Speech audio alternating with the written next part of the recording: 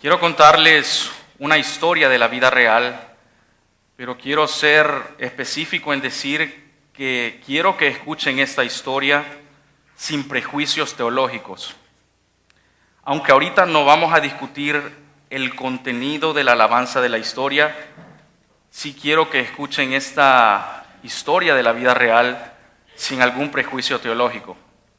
De nuevo, no vamos a redundar en el contenido de lo que esta historia tiene para decirnos, pero sí el corazón de esta historia. Dicho esto, permítame empezar diciendo lo siguiente. Se dice de que una familia en la India conoció al Señor Jesús. Esta familia estaba compuesta por padre, madre e hijos.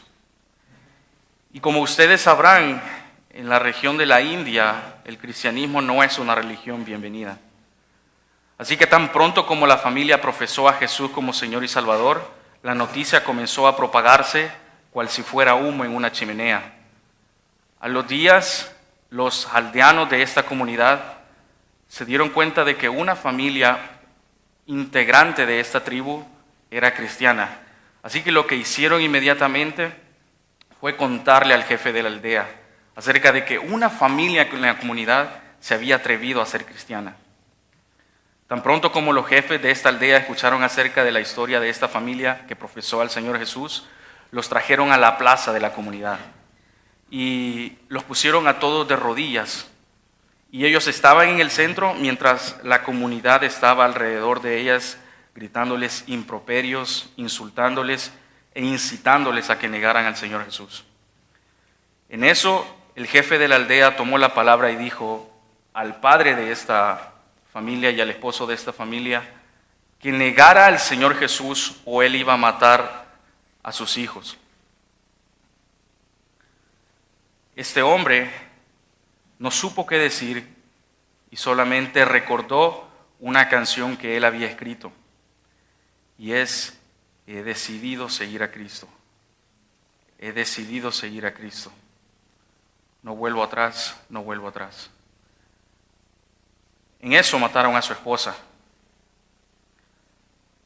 Y ellos aún fueron benevolentes con él y le dijeron: te vamos a dar otra oportunidad. Si niegas a Jesús en este momento, no vamos a matar a tu esposa. Ya habían matado a los hijos, ahora era el turno de la esposa. Si niegas al Señor Jesús, vamos a perdonar la vida de tu esposa. Él siguió cantando: si otro se aparta, yo no lo haré. Si otro se aparta, yo no lo haré. He decidido seguir a Cristo. Y luego de eso, mataron a la esposa. Ahora era el turno de él. Y la turba de la comunidad y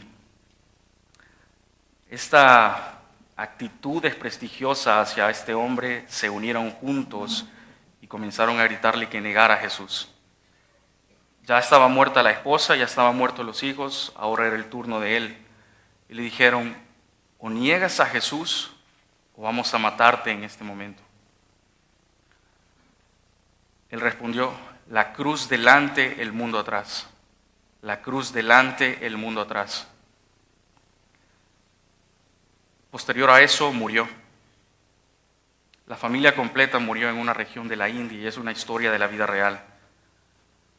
Lo curioso de esto es que esa actitud sembró una semilla en el corazón de los aldeanos y en el corazón de los líderes de esa región.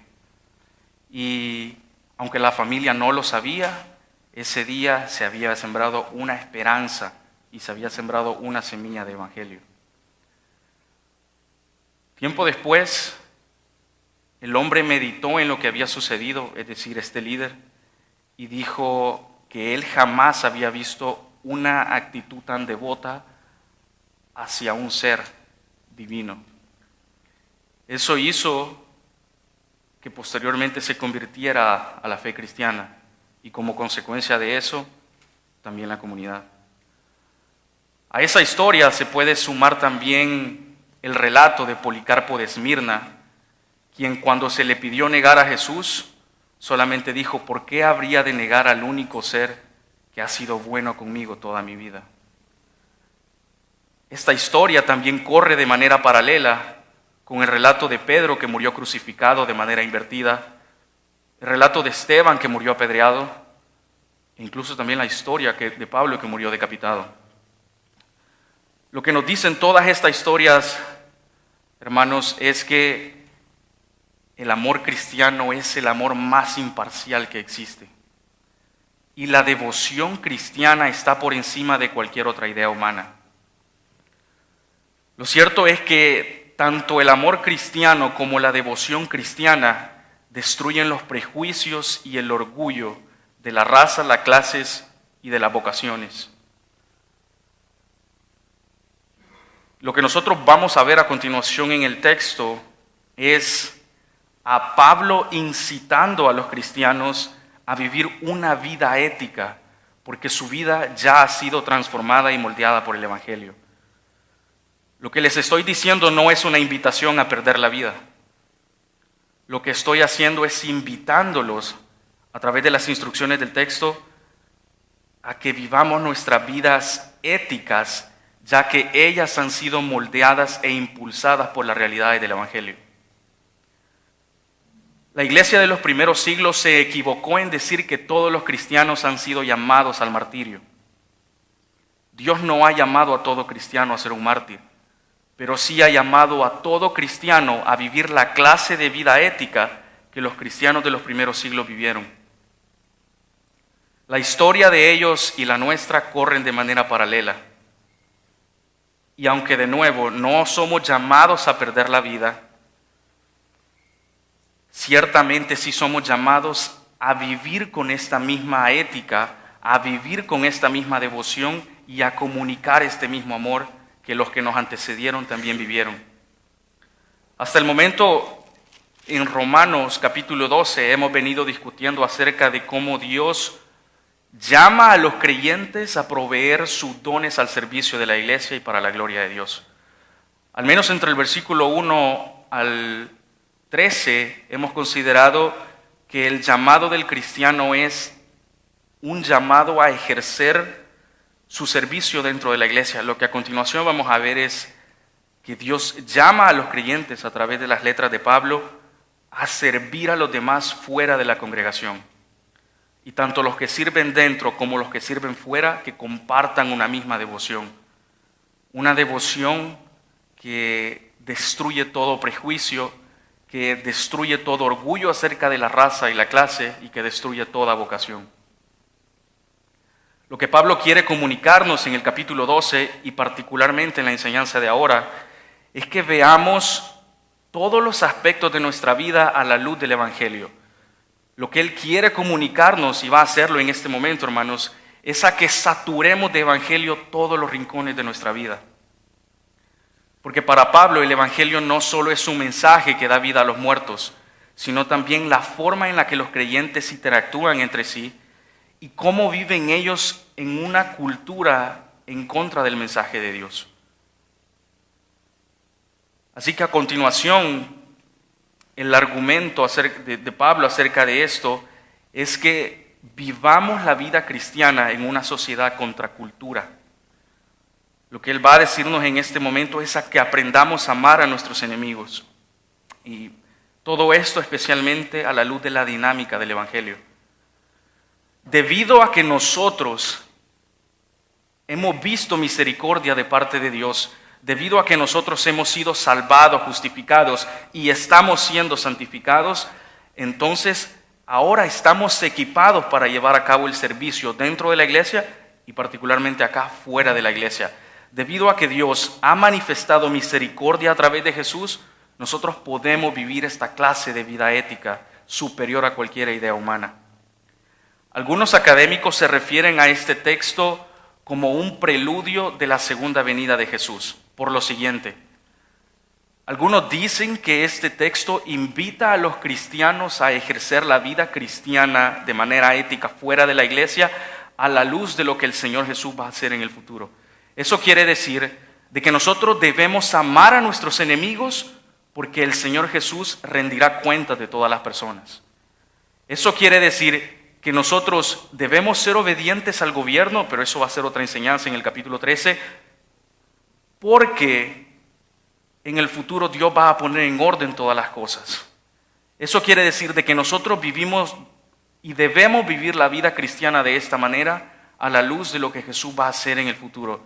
Si nosotros creemos realmente en el carácter de Dios y particularmente en su ira, nosotros podríamos concluir que Dios va a tomar venganza por nosotros, que nosotros podemos relacionarnos con personas humildes, que nosotros podemos vivir en paz y en armonía con gente de toda tribu, lengua y nación, porque nuestro Señor Jesús ya ha dado ese ejemplo. Así que los invito a que vean el texto en dos sentidos. Uno, a la luz de lo que Jesús ya hizo. Y dos, a la luz de la segunda venida de Jesús. Nosotros vamos a aprender que debemos aprender a vivir en paz y a vencer el mal con el bien por lo que nuestro Señor Jesús ya hizo en la cruz. Pero también vamos a aprender a vivir la vida cristiana de esta manera a la luz de lo que Jesús va a hacer en el futuro. De esta manera, por favor, acompáñenme al capítulo 12 de Romanos. Vamos a considerar los versos 14 al 21. Romanos capítulo 12, versículos 14 al 21.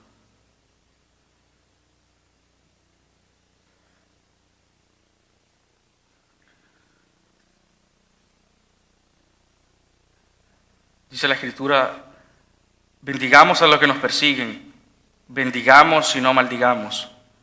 Gocémonos con los que se gozan y lloremos con los que lloran.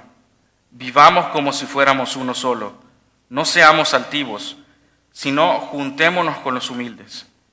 No debemos creernos más sabios que los demás. No paguemos a nadie mal por mal. Procuremos hacer lo bueno ante los ojos de todo el mundo. Si es posible y en cuanto dependa de vosotros, vivamos en paz con todos. No busquemos vengarnos, amados míos. Mejor dejemos que actúe la ira de Dios, porque está escrito, mía es la venganza, yo pagaré, dice el Señor. Por lo tanto, si nuestro enemigo tiene hambre, démosle de comer. Si tiene sed, démosle de beber. Si lo hacemos así, haremos que éste se avergüence de su conducta. No permitamos que nos venza el mal. Es mejor vencer al mal con el bien. A continuación, por favor, acompáñenme en una oración y oremos específicamente porque esta realidad y este texto pueda ser aplicado a nuestras vidas. La preocupación mientras estudiaba el texto no era exponer una verdad compleja, porque si ustedes se fijan, el texto es simple y el texto es llano, es fácil de entender. Así que la preocupación mientras estudiaba este texto no era a cómo iba a expresarles lo que está aquí descrito, sino a cómo vamos a aplicar esto a nuestras vidas. Lo complejo de este pasaje no es entenderlo, sino aplicarlo. Así que a continuación, por favor, seamos honestos en pedir a Dios que nos ayude a aplicar este texto. Que recordemos que esta ha sido la misma convicción por nuestros hermanos que nos precedieron. Así que por favor, oren conmigo y pidamos a Dios que nos ayude a aplicar este texto en nuestras vidas. Padre eterno Dios, gracias, dador de toda gracia, por tenernos acá reunidos y por hacernos justos delante de ti a través de los méritos de tu Hijo. Vinimos en esta mañana en el nombre de Jesús y recordando sus méritos, a que nos ayudes a vivir vidas cristianas éticas que reflejen compasión, que reflejen amor y que no sean vidas cargadas de orgullo y de egoísmo. Por favor, ayuda a tu iglesia a que pueda aplicar esta realidad a su vida.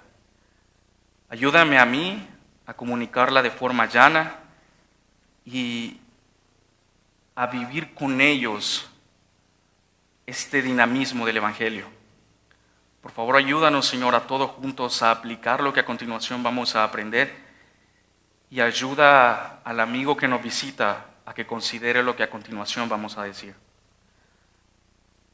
Consuélanos, exhórtanos, anímanos y al amigo convéncelo de pecado. Levanta muertos el día de hoy y anima a tu iglesia en esta maratón del Evangelio. En el nombre de Jesús, amén. Bueno, se han dado varios encabezados para estos versículos que tenemos delante. Algunos se refieren a este texto como las marcas del verdadero cristiano, otros se refieren a este texto como amor en acción y algunos otros como ética cristiana. Lo cierto es, hermanos, que lo que a continuación vamos a aprender es una lista de actitudes que todo creyente debe poseer a la luz de lo que Dios ha hecho misericordiosamente a través de Jesús. Lo que nosotros vamos a ver a continuación es un indicativo a que nosotros deberíamos estar viviendo nuestra vida de esta manera, por lo que Jesús ya hizo, pero también a la luz de lo que el Señor Jesús va a hacer en el futuro. Y si ustedes han puesto atención a todo el argumento de Pablo en el capítulo 12, ustedes se habrán dado cuenta de que todo esto que se narra acá es posible porque nosotros ya somos creyentes y hemos sido redimidos y estamos siendo renovados por nuestras mentes. El capítulo 12 empieza recordándonos la misericordia de Dios. El versículo 2 exhorta a que nosotros nos renovemos, a que renovemos nuestras mentes y a que renovemos nuestros espíritus. El énfasis de Pablo en empezar el capítulo 12 de esa manera es a que nosotros tengamos en cuenta esta información para que podamos aplicarlo como consecuencia de eso. Si nosotros ya hemos sido redimidos y estamos siendo renovados y santificados, entonces es ciertamente posible que nosotros vamos a aprender a amar a nuestros enemigos, vamos a aprender a ser personas dadivosas y no egoístas, aprender a ser personas humildes y no orgullosas, a la luz de lo que el Señor Jesús ya ha hecho. Pero si lo piensan, esto es algo difícil. Si somos honestos con nosotros mismos, nosotros vamos a concluir en que ciertamente esto que nosotros vemos aquí no es algo difícil de entender, pero sí de aplicar. Por eso les pedí que oraran de manera honesta y que se unieran conmigo en oración a rogar a Dios que nos ayude a aplicar este texto. Porque la sociedad en la que vivimos es una sociedad que va en contra de toda cultura bíblica. Y si nosotros vivimos en este mundo, nosotros vamos a entender que a veces es necesario nadar contra corriente. Si nosotros somos creyentes y nosotros creemos que lo que la Biblia dice es cierto, entonces nosotros vamos a darnos cuenta que ser humilde en una sociedad orgullosa es algo difícil. Que amar a nuestros enemigos en una sociedad que mata a sus ciudadanos es algo difícil. Que ser dadivosos en una cultura egoísta es algo difícil. Y no solo afuera, sino también dentro de la iglesia. Si nosotros somos honestos con nosotros mismos, vamos a concluir que vivir de acuerdo a las exigencias del texto es algo difícil. Por eso Pablo ya empezando narrándonos en el capítulo 12, que renovemos nuestras mentes y que no nos conformemos a los siglos en los que vivimos, que no nos conformemos a esta edad en la que vivimos. Y desde el versículo 9, él ha venido diciendo cuál es la forma en la que debe vivir un creyente. Desde el versículo 9 del capítulo 12, él ha venido diciéndonos que los creyentes no deben dar un amor falso, que no deben apoyarse y hacer lo que es malo, que no deben ser egoístas, que no deben dejar de honrar a los demás, que no sean perezosos, que no sean fríos y apáticos, que sirvan al Señor más que a sí mismos, a que no se enojen en las pruebas, a que adopten un sentido de autocompasión, a que se regocijen, a que recen, a que no sean codiciosos, a que no quieran tomar represalias cuando ellos sean perseguidos, a que no ignoren el dolor del prójimo, a que vivan en armonía con otros, a que no se quejen, a que no causen división y aún más importante, a que no sean arrogantes consigo mismos. Lo que nosotros vemos acá es que necesitamos del Evangelio. Y el mensaje de Pablo es que saturemos de Evangelio todas las áreas de nuestra vida. Si ustedes se han dado cuenta del título del sermón de ahora es a que venzamos el bien con el mal. Y eso es lo que se nos exige del texto. A que nosotros vencemos el mal con el bien. Aquí vemos una serie de desafíos porque vivir de esta manera en esta cultura es algo difícil. Y lo que es más, vivir de esta manera en un sentido público es aún más difícil. Todo lo que nosotros vemos aquí, hermanos, no es algo que debe ser desarrollado solo dentro de la iglesia, sino fuera de ella. No es algo que debe ser desarrollado solamente en nuestras vidas privadas, sino en nuestras vidas públicas. Pero la buena noticia de todo esto es a que gracias a la misericordia de Dios y lo que Él ha hecho a través de Jesús en nosotros, esto puede ser posible. Así que, hermano, te pido que abraces la información que vamos a considerar a continuación y la comiences a aplicar y que comiences a vivir de acuerdo a esto. Porque imagínense qué pasaría si cada uno de nosotros aprovechara al máximo sus recursos como forma de cumplir un único papel en la extensión global del Evangelio. Ciertamente nos uniríamos al número de hermanos en la historia de la iglesia que también hicieron lo mismo. Un teólogo se refiere a la generación del libro de los Hechos como la generación que cambió la teología y la convivencia de la iglesia. La generación del libro de los Hechos fue una generación corta, más o menos de 30 años, pero de ella se dice que esa generación vivió de manera tan devota y expresó de manera tan vívida su amor que permeó los caracteres y la teología de la iglesia en adelante. Y aún nosotros somos recipientes de lo que sucedió en el libro de los Hechos. Así que veamos que a pesar que esto es algo difícil, no es algo difícil de entender, pero sí de aplicar. Que veamos que no es imposible, que sí podemos realizar todo lo que aquí se narra y que con la ayuda únicamente del Señor, esto puede comenzar a ser efectivo el día de ahora.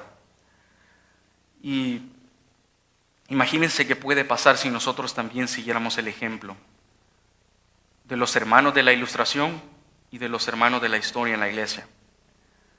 Pero para hacer esto, nosotros necesitamos impregnar el Evangelio en nuestras vidas, en nuestras iglesias, en nuestros trabajos, en nuestros centros de estudio y con nuestras familias. Todo esto se va a extender hasta el capítulo 13, pero por ahora basta decir que lo que vamos a desarrollar es cómo vivir la vida cristiana afuera de la iglesia. Vamos a desarrollar el pasaje que nos compete el día de ahora. Nuestro objetivo básicamente, hermanos, es perdonar, amar y mostrar bondad al prójimo. Pero ¿cómo se ve manifestado esto en la realidad? Es decir, ¿cómo nosotros vamos a vencer al mal con el bien? Esa es la pregunta. Eso es lo que nosotros deberíamos preguntarnos. ¿Cómo se va a ver manifestado esto? Bueno, a la luz de 4 puntos. Y son los que quiero que consideremos a continuación. ¿Cómo vamos a vencer al mal con el bien? Exhibiendo el carácter cristiano, versículos 14 al 17. El primer punto va a tratarse acerca de exhibir el carácter cristiano entre los versos 14 al 17. El segundo punto, a no evitar a las personas hostiles, verso 18. ¿De qué otra forma? El tercer punto es a perdonar y a renunciar a cualquier forma de venganza, verso 19. Y a mostrar acciones amorosas, versículos 20-21. Así que, ¿de qué forma vamos a llevar a cabo esto? A la luz de exhibir nuestro carácter cristiano, verso 14 al 17, no evitar a la persona hostil, verso 18, perdonar y renunciar a cualquier forma de venganza, verso 19, y a mostrar acciones amorosas. Si ustedes se fijaron en la lectura inicial, Pablo ocupa dos palabras bien particulares, y estas palabras son de uso militar, vencer. En medio de estas dos palabras hay textos en medio, y gracias a eso es que nosotros podemos encontrar cuál es el sentido del texto.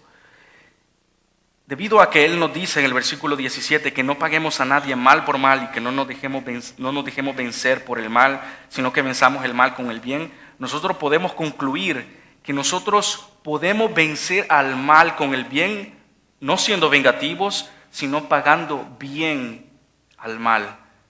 De esa forma, a Pablo le ha parecido bien hacer uso de la palabra, que entendamos que nosotros vamos a ser capaces de vencer a esta sociedad contracultura, que vamos a ser capaces de vencer a lo que se diga allá afuera y que nosotros vamos a ser capaces de vencer a toda idea humana solo si nosotros pagamos al mal con el bien, solo de esa forma, porque como él va a desarrollar en adelante, no es posible vencer al mal con el mal, sino que es únicamente posible vencer al mal con el bien, solo de esa forma. Así que entre los versos 14 al 17 se nos dice de que podemos manifestar el carácter cristiano y a vencer al mal con el bien solamente a través de un carácter cristiano. Veamos el verso 14 al 17. Bendigamos a los que nos persiguen, bendigamos y no maldigamos, gocémonos con los que se gozan y lloremos con los que lloran.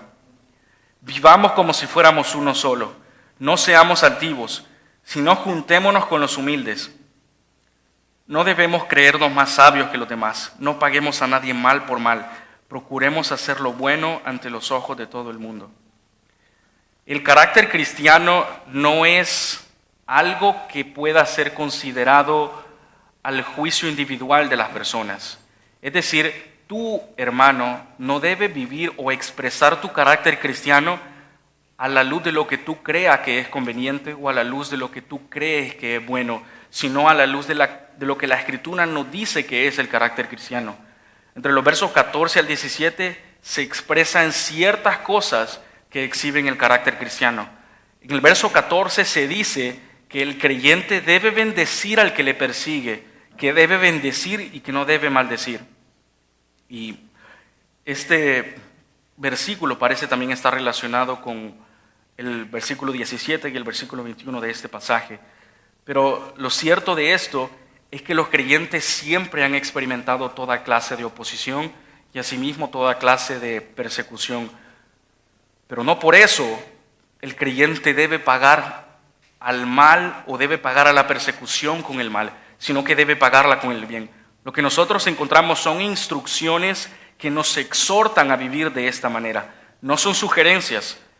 El tono del texto sugiere de que estas son exhortaciones y que podemos vivir de esta manera porque nosotros ya hemos sido renovados a la luz de Romanos 12:2, a la luz de Romanos 12:1 por la misericordia de Dios. Así que aunque es algo difícil, no es algo imposible de aplicar.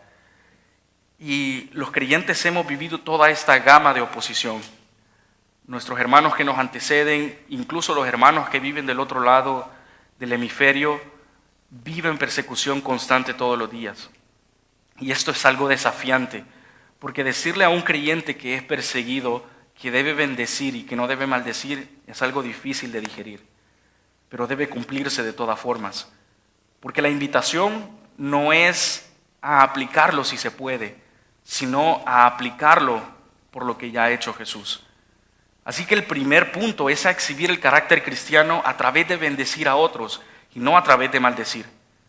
Este ha sido el testimonio consecuente de Jesús en los evangelios. Este también es el testimonio consecuente de los apóstoles y este es el testimonio consecuente para la iglesia de la actualidad. A que nosotros vivamos nuestras vidas bendiciendo a quienes nos persiguen, bendiciendo y no maldiciéndolos.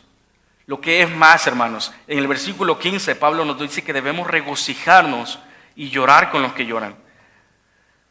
Y este es un versículo que nosotros podemos verlo en el sentido de que no necesariamente debemos ser siempre elocuentes cuando se trata de experimentar el dolor del otro. Eso quiere decir que no siempre debemos poseer un gran discurso para darle ánimo a nuestro hermano, sino estar presente con él en su momento de dolor.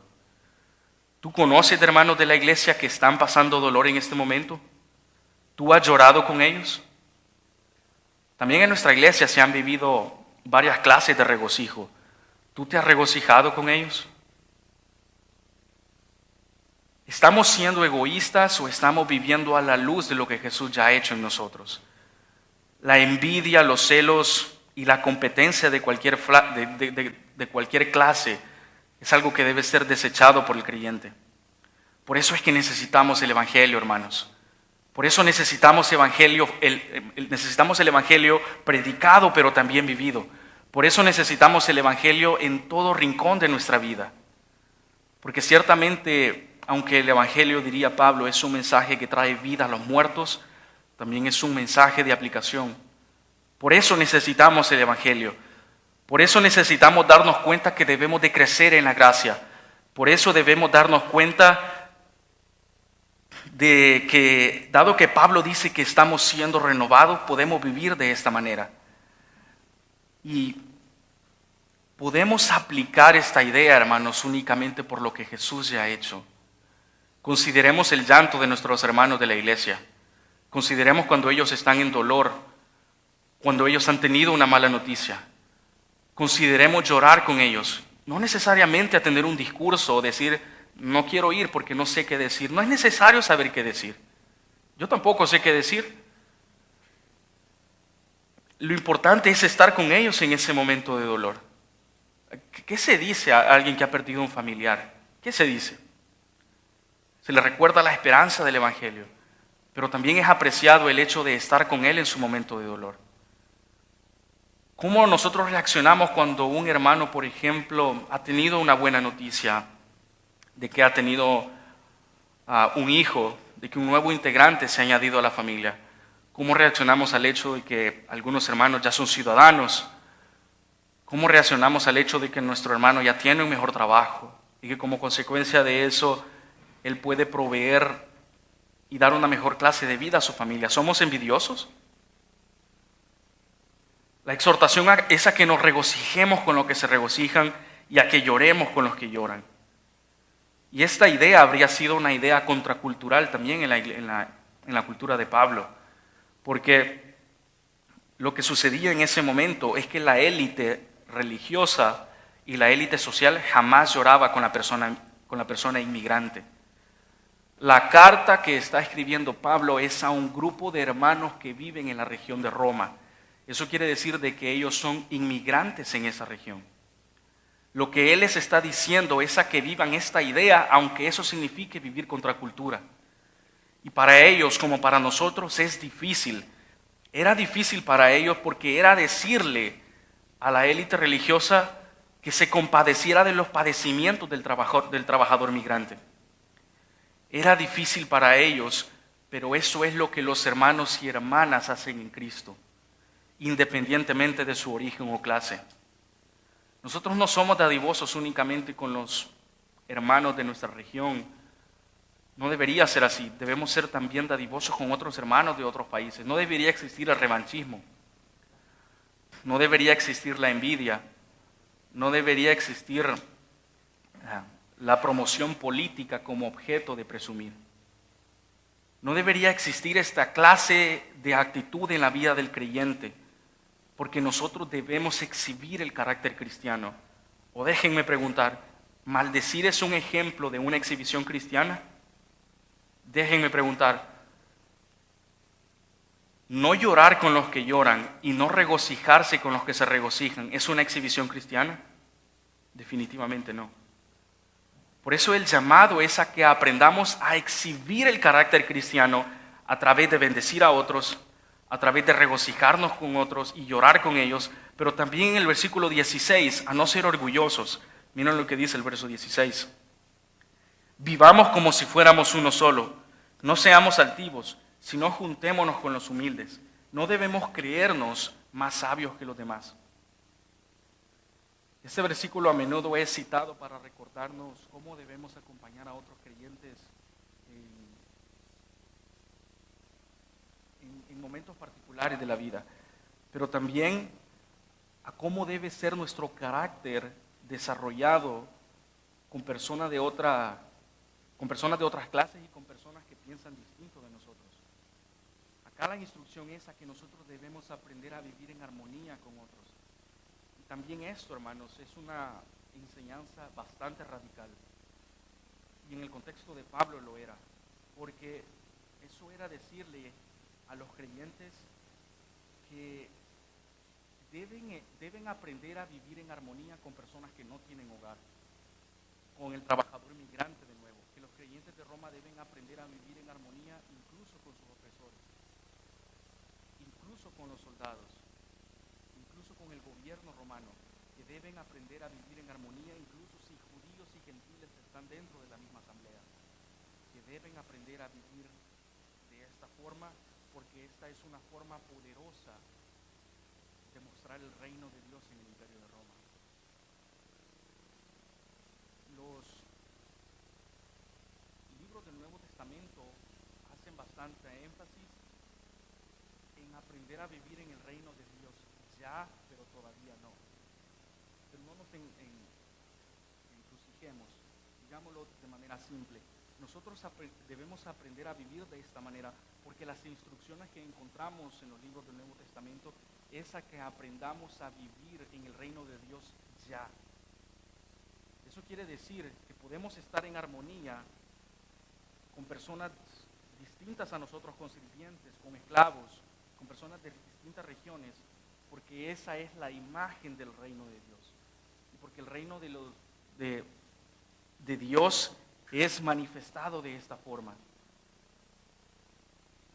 Vivir en armonía significa vivir en bien con el prójimo a pesar de los conflictos, a pesar de los malos entendidos, a pesar de la falta de comunicación.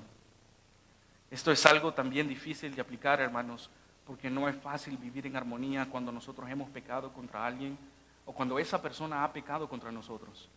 De todas formas, la enseñanza es siempre a exhibir el carácter cristiano, porque esta es una grandiosa imagen de cómo se ve reflejado el reino de Dios. A pesar de que el reino de los cielos es invisible, es una realidad.